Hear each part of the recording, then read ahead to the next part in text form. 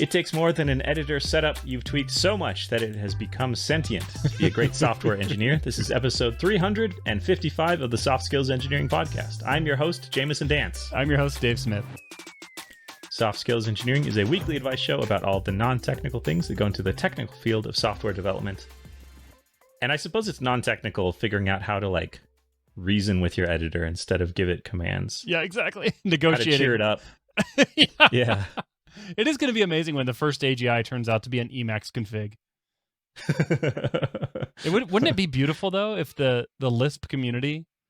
They came back? Yeah, because they are the original AI community, right, from the 60s? And it's like, oh, yeah, it turns out... Remember that configuration language we created that was like a subset of a Lisp dialect? It's AI now. That'd be so funny. Which means it is the likely outcome. Yes. Your editor is now neurotic. Congratulations.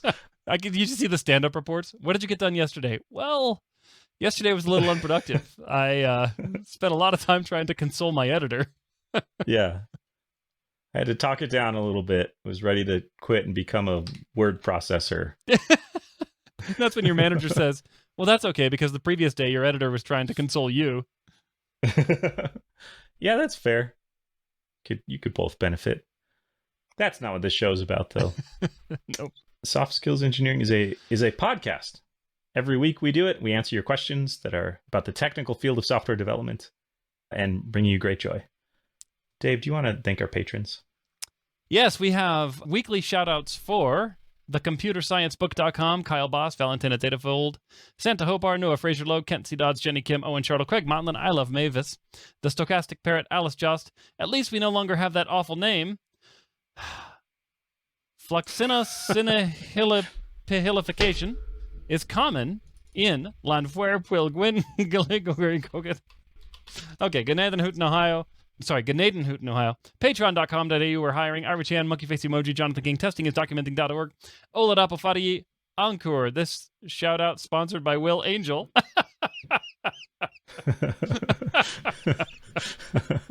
Ragnar. Oh, it's back. We've completed a full rotation of Ragnar. That's impressive. Okay. Nick Hathaway, Travis Sanders, Braden Keynes, John Grant, Bartek Tatkowski, Cody Sale, Nick Cantor, and Philip John Basile. And we have a one-time shout-out for Dance Smith and Jamison Dave.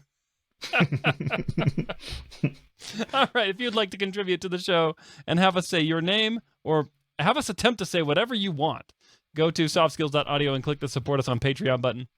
If you contribute enough to make a material impact to Jamison's heart, then no, Jamison does not have a heart condition. Sorry, I didn't want to say that. It's a furnace fueled by Patreon donations. If you don't want Jamison's heart, which is a furnace, actually a nuclear furnace, if you don't want it to run away in a chain reaction and cause a meltdown, go to softskills.audio, click the Support Us on Patreon button. Any dollar amount will get you access to our Slack community of hundreds of like-minded individuals all echoing in the chamber of echoes whatever we tell them to say, which is totally not the truth, but kind of funny to think about. Please, and thank you so much for everyone who supported the show. We really appreciate it. All right. Jamison, would you like to read our first question? Sorry, I'm distracted by floxinahifilification. That's a real word. It is. I didn't know that. It is a real It's like word. a real word that was made up in the 1800s, which makes it a real word now, if I'm reading this right. Okay. It just got made up long enough ago that it became It's real. definitely real. Well, now I clicked the link from Google. All right, maybe it's not. I don't know. I'll ask my editor. But before that, I'm going to read this first question, which is from a listener named Flexed Out. My architect is too busy with his kids. His kids have had a lot of school and medical issues over the past few months, and he's ended up flexing a lot to take care of them. This causes meetings to get rescheduled or scheduled far out in the future, which is contributing to timeline delays on some large projects that need more attention. I don't want to be rude and insist that he put the company above his family, but he needs to be driving organizational alignment, not his kids. I'm stressed out by not knowing when he'll be available and having to do extra work or take important meetings without having him as backup. Huh. Driving organizational alignment instead of driving his kids. I love it. Huh. This is interesting. I feel like for most of my career, I've been very pro take time away from work. Like pushing people to take more time off and be more careful about taking care of themselves and their family's needs. But not the opposite. Yeah, I haven't done a lot of like, no, you have to be here. Let your children starve. Just the cruel. Our shareholders are priority one. But what about the organizational alignment? If you're off picking your child up from their surgery, who will align the organization? Yes. It's not going to align itself. Yeah. So it's interesting to see the opposite thing happening. Of like, no, this is a problem. I have a lot of sympathy for someone who's got, a lot of demanding family circumstances. And I think it's important to acknowledge that we'll all go through ups and downs on this front, where there will be seasons in our lives when different priorities are more easily or more difficultly attended to. It's not every day that your kids are going to need you to the degree that they need this person right now, but it is that day for this person. So there's a really difficult conversation here that I'm going to skip over, which is like, do you actually have to spend less time doing stuff with your kids? I'm saying I'm talking to the architect. But that would be a fair conversation for this person's boss to have with them. Maybe a better conversation to have is like, I need you to help me prep for this. Like, if you're not going to be around for some of these important meetings or things are blocked on you, like I'm holding the bag and I need to be able to do a good job. So there's some amount of collaboration and preparation that you two could do together beforehand to make it so that stuff goes more smoothly while this guy's out. Yeah, I agree with that. It's however, that's probably not your job. Not to say that you shouldn't do it or help with it, but I'm kind of zeroing in on some failures that have taken place now to where this person's work isn't being covered. And let me just preface it by saying one of the most awesome things about being a software developer is we have really flexible schedules for the most part. And we can do work at any time of the day or night. We obviously have to do a lot of coordination and collaboration, but it's not like we're working in a hospital and a patient just came in and we have to be there. The patient can come in, the metaphorical software patient can come in, and 6 hours later, it's okay if we're there, to take care of the patient. So in this scenario, I'm asking myself, where's the manager to make sure that this job on this team is getting done? Because there's a person here who has a job, that job's not getting done, and in the individual contributor case, that's usually just means your productivity goes down.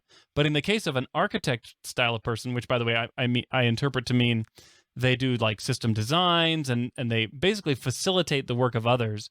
In their case, when they're not doing their job, it means multiple people can't do their job. Possibly the whole team is, if not blocked, at least severely restricted or slowed down. And so if I'm the manager of this team and I know that my architect is going to have extended periods of unavailability, I'm going to be very keen to set up some kind of, like you said, Jamison, some kind of plan where they can either do the work in advance or have a schedule that works in such a way that the team's not going to be blocked, because the stakes are a lot higher when you have a person that the team depends on like that. Yeah, I'm imagining maybe a decision is made without this architect present, and then the team goes off and starts to build it. And then the architect comes back and is like, whoa, wait. Yeah. You can't do thing X. That will have these huge, terrible consequences. It's not just that you're blocked. Like, maybe you waste a lot of time. You actively do stuff that has to get thrown away because of this. Totally possible. It sounds like you're nearing one of the standard answers, which is talk to your manager about this. Yeah. It is your manager's job to fix this. Yeah. Like, this is why we have managers. Like, a major reason. Yeah. And it could be, we don't know a lot about the architect's life situation, so maybe it's unpredictable. If it's predictable, that feels pretty easy to schedule around. Yeah. Just have your architect say, here's when I have to do stuff, and then put the meeting somewhere else. Exactly. So I'm assuming it's harder than that, because hopefully anybody could recognize and fix that. Yeah, I mean, and here the key word here is medical issues, which to me says unpredictability. It's like, oh, we have to go in for a test. Oh no, the test results were bad. Now we're going to be in the hospital for 2 days. Something like that. That's hard. Yeah. That's just hard for everyone. I mean, now I'm going to be speculating on stuff your manager might be thinking, but one thought I would have is okay, this architect has the skills and knowledge to do this, but they don't have the availability. Should I just get someone else to do it? And maybe the other architect filling in this role might have less familiarity, but because they're around more, that's a better trade-off than somebody who really knows the domain but doesn't have the time to participate in this like expensive coordination. Yes, totally possible. I think you kind of pointed this out too, but you could make the coordination less expensive. It's very easy to wave your hands and say async, make things async. But you could wave your. Have you considered using a chat tool? or writing stuff down, and then having other people read it, which does not come automatically from writing stuff down. I have learned through sad experience. That people don't read it? Yeah. Like, you can talk a big game about async. You can write a lot of stuff, and then if nobody reads it until the meeting, the synchronous meeting, then you are still suddenly it's synchronous. Yeah, the meeting is a semaphore. Yeah, you just have extra steps and extra. It's a join. No, it's not a semaphore. It's a join call on your thread, on all the threads. We've got the team is a thread pool. You're going to call join on it, or whatever, the wait for, whatever. And the meeting is the thing you're calling wait for. Okay, anyway, this is getting out of hand. How can you deadlock in this scenario? That's what we need to dive into. You're at a meeting with several philosophers. Dining. Each side, you have n-1 forks. Yes. What was I saying? Oh yeah, async. Waving my hands and saying async. Yeah, not the fix. If you can present have your architect present a plan, get feedback on it, and then have some kind of decision. If you can figure that out asynchronously, one, you'll be far ahead of most organizations in the world. Yeah. But two, hopefully less disrupted by interruptions and schedule stuff. Yeah. So you proposed. Oh, sorry. Go ahead. Oh, go ahead. I'm also assuming that the architect might have time just at a different point in the day. But if they don't have time, then it's not just they can't make the meeting. It's like they can't do the async work outside of that, because there's not enough hours in their work week to get all the job. Yeah. And if that's the case, your manager needs to, this is now a resource allocation problem where the resource they were using to provide architect services to the team is no longer able to provide the full complement of those services necessary for the team. So options are pretty clear there. You either need to replace that person with someone who can, or supplement them with someone else in addition to them who can provide some. And this leads me to my next point, which is that if you go talk to your manager about this, you are maybe unintentionally expressing enough concern and ownership that you might walk out of that meeting with a new title, or at least part of a new title. Or the duties of a new title without any of the recognition or pay. Congratulations. Yeah, that's fair. You just got a title upgrade, but maybe not a pay upgrade. Yeah. You got a responsibility upgrade. Yes. Doesn't that feel nice? Think about all the scope. It's going to be great. Yeah, that phrase driving organizational alignment makes me think that some of what the architect is providing is like the gravitas of their presence and recognized expertise to just say like, hey, this is the right thing to do, and we are doing it, and that might be harder to replace than knowledge of the system you're working in. I noticed that when I worked at a giant megacorp, that a lot of the times the very experienced mega ultra hyper principal distinguished engineers, it wasn't just that they were very talented, although they were and knew their stuff technically. It was that they would say like, this is what we should do, and then people would listen. People would align. Yes, they would drive organizational alignment by saying this thing. Maybe it was their idea, or maybe it was someone else's, but that would be harder to replace if with someone else, exactly, less recognized or senior. You'd have to build that up over time. It's not an overnight solution to that problem. Yeah. Start now, I guess. The best time to plant an architect is 20 years ago. Is that what they say?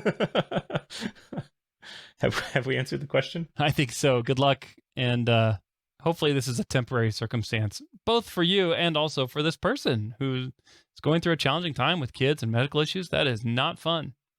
So yeah, I'm assuming it's not good medical issues. It's like, we found out your son has superpowers. Yeah. And we're studying them. We're studying your child's amazing intellectual capabilities. The world. Yeah. Yeah. It's No, probably, that is. yeah, probably not a great time. I mean, that's there possible, but unlikely. Well, Dave, do you want to read our next question? Yes, this comes from an anonymous listener who says, "Can you help me understand what happened here? I was put on a, quote, performance improvement plan, and it became pretty clear to me from the negative feedback at my first review that I simply didn't have the skill to perform at the level that was being asked for. Instead of immediately looking for a new position, I decided to take some personal time off to work on myself and my mental health and to use the remainder of the performance improvement plan time to prepare myself emotionally and financially for that. I didn't blow off work, but I also wasn't invested in the performance improvement plan either. A few days before my final review, I quit instead of being terminated. Management seemed really confused and angry when I quit. Why would they be so upset if they were about to terminate me anyway? One in particular started backtracking and pretending like I wasn't going to be terminated." Interesting. What is going on? One reason they could be confused is because you maybe gave up a giant pile of money that would have come to you if you were terminated. Yeah. This is not very pleasant to hear. Through a severance but package? If you are fired or laid off, you are sometimes offered severance. In our industry, so almost every time. Yeah, like, why? You're about to go anyways. Why would you leave voluntarily and give up 5 digits of money? 6, I don't know, 1 million digits of money. I don't know how much you get paid or what the unit is. Maybe it's in grains of sand, and then it's a lot of digits. I don't know why that would make them angry, but I would be confused if someone quit right before the end of their PIP that wasn't going well. Confusion is what I would expect too. Maybe they're angry because they put in a bunch of work. They prepared this speech that was really going to, like, I don't know what the speech would do. Make them feel better about firing someone? Or maybe they thought this will really turn their life around. This is the inspiration they need going into their next job. Then you quit and you kind of took the wind out of their sails. Yeah. Probably not, though. Yeah, this is interesting. Pretty clear to me from the negative feedback of my first review. So what I gather from this is there's a plan proposed. The plan said you need to do these things to succeed. Right. And then there was a first review where they looked at the things they said you needed to do and said, here's what you've done so far. And it didn't look like those were matching up very well. And then you decided you're going to go somewhere else and kind of use the rest of the time to do that. Yep. Does that sound right to you? I think so. I wonder if the anger that is being perceived here was actually confusion. Oh, actually, it does say confused and angry. Maybe this is really just confusion being perceived as angry. And maybe the anger was more like, oh, you idiot. You just stepped away from so much money. We were going to give you a 4-month severance package. Don't do this. Yeah. One in particular started backtracking and pretending like I wasn't going to be terminated. That's weird. Right? Yeah. Maybe there's some like legal liability fear or something like that. I don't know. Or I don't know, because to me, when someone quits, that makes the whole legal landscape much simpler for the company. Yeah, this is a weird situation, though. What do you think of the question askers, their use of the performance improvement plan time to kind of prep for their next thing? I think that's very common, especially at these big companies where the PIP process is well understood and consistently applied. People get themselves on a PIP and they think, oh man, I'm not getting out of this thing. And they just go start looking for another job. In fact, sometimes I think of a PIP. So when I give a PIP, I really do want the person to succeed, and I try to give them a counsel and opportunities to improve to the level where I think they can remain with us on the team. Mhm. But a lot of big companies just see a PIP as a formality on the way out the door. And so people get that PIP info and they're like, okay, I see the writings on the wall. They interpret it as a professional courtesy. It's essentially like the 2 weeks notice equivalent of the employer giving you some notice. And usually it's 30 days plus. But it's like professional courtesy. We're going to let you go. Now you have some time to prepare for your next thing. There's also a lot of legal protection I think this provides to the company, where they can show, look, we tried our best. We're not just, it's not like some manager got mad and fired them. Right. And also not because of a thing that's protected legally. It's because of poor performance, and here's all the things we tried to improve the performance that didn't work. Yeah, exactly. So yeah, it sucks that they often turn into like long firings, but it does seem pretty common. Oh yeah, for sure. And it's also very common for people to react by quitting. That's pretty common. I've seen that happen multiple times firsthand. In fact, I saw someone quit the day the PIP was given. Like, hey, we're putting you on a 60-day plan. They're like, okay, this is my resignation. Like, oh, yeah, that was a peer, it was not me giving the performance plan. But I do wonder, it does propose an interesting question, which is like, how little could you do in that time window? Yeah, to just keep collecting a paycheck and maybe getting some severance at the end. Yeah. There's something deep in my soul that makes me not want to do that. I don't know why. Like, it's almost like, I don't know, it's kind of like a romantic relationship. Like, once someone tells you they're not interested in you anymore, it's like, oh, I got to get out of here. But it's like, what if they told you, I'm not interested in you, but if you stick around for 30 days, I'll give you 30 more days of my affection and love. Let's call it a romantic severance. I'm like, gotta get out of here. Like, it's just, there's something so deep that makes me want to run away from that situation. So I was put on a PIP once, sort of. It was at a small company, so it wasn't very formal, but it was effectively a PIP. Like, hey, it's not going well. You need to change stuff. Let's check in regularly. And I how did I react? I felt sad, and then I was like, I'm gonna prove them wrong, and just like tried very hard to turn it around for 2 weeks, and then at the end of 2 weeks was like, I don't like this. and then quit right after that. So that's interesting. Did you actually turn it around? It would be interesting to ask my boss, because I thought I did. I feel like I was trying a lot harder. Yeah, it was quite a while ago. I feel like I tried a lot harder and delivered more, but maybe it was like furious, useless activity. Fixing bugs that don't exist, building features no one wants. I do remember feeling that, like, but they don't want me. Yeah, I feel like that was kind of what. Yeah, I ended up at the same place. But you had like the opposite reaction that I had, which is you tried to make them want you, and I would just run away. Well, yeah, I did both. First I tried, and then I ran away. Okay. And I didn't even ask them, hey, did it work? Do you like me now? I just tried, and it was like... That's because you couldn't bear to hear the answer. Yes, I actually think that's probably true. Boy. It's getting deep here on the soft skills. Yeah, get on the couch, Jamison. We're going to psychoanalyze this one. Yes. This is a weird situation.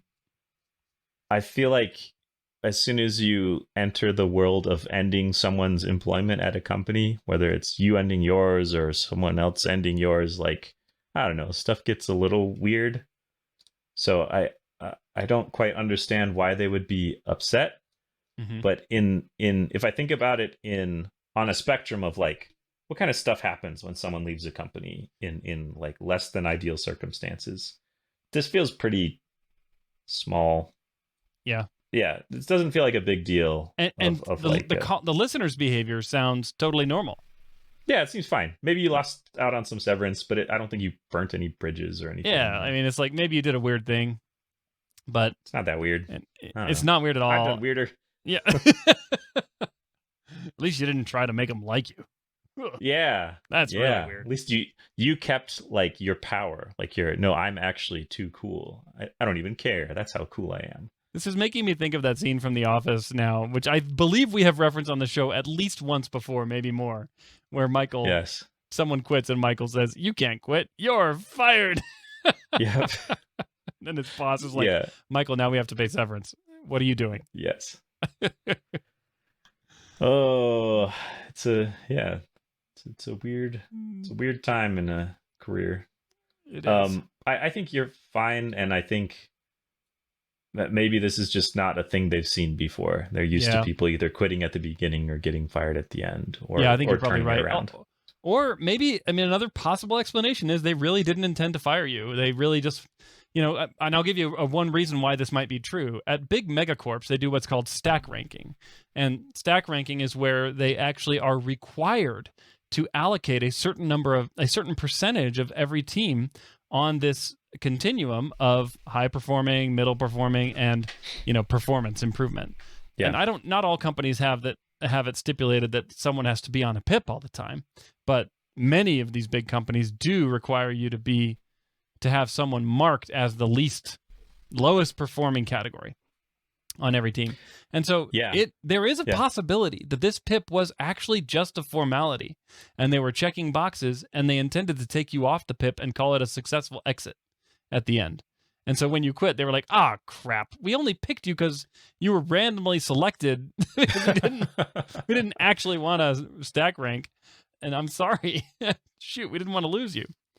That is a sad lesson in incentives when you see that happen, where people who they're like willing to put up with being told they're poor performers, but still stick around. They can be valuable commodities on a team at performance review time because you get to like sacrifice them to the curve, to the process, instead of someone else who you feel like might be performing fine. Exactly, but who is more sensitive to being told they're not performing well. Yes, all kinds of weird stuff can happen. Stack ranking, not a fan. Very painful to administer. Lots of weird incentives that it creates. Okay, so that's a possibility. Hopefully that wasn't the case here, but if it was, you're maybe walking away from a terrible situation anyway. Yeah. It's certainly not good for the person who is the sacrifice. Exactly. Because they usually get poor reviews and lower raises or no raises, and not good for your career to be there. But kind of a bummer answer. Sorry. Yeah. I'm glad you're on to a better place, hopefully. Yeah. Exactly. Well, good luck to you. What should people do if they would like their own questions answered, Dave? Go to softskills.audio and click Ask a Question, where you can fill out our form. And thank you so much to everyone who does that each week. We love reading your questions. You are the lifeblood of this show, pumping through our metaphorical arteries. We will catch you next week. See ya.